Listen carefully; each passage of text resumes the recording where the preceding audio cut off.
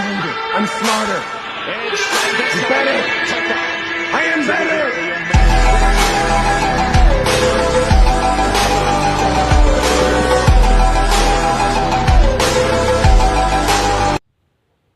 আসসালামু আলাইকুম।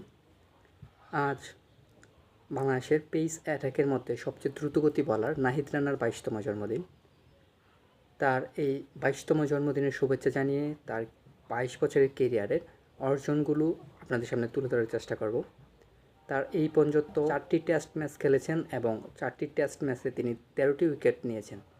বাংলাদেশের এই পর্যন্ত সবচেয়ে দ্রুতগতি বলার হিসাবে তিনি পরিচিত। তিনি 152 গতিবেগে তার বলের স্পিড, সর্বোচ্চ স্পিড। এখন পর্যন্ত তিনিই বাংলাদেশের হয়ে সবচেয়ে গতিসম্পন্ন বলার।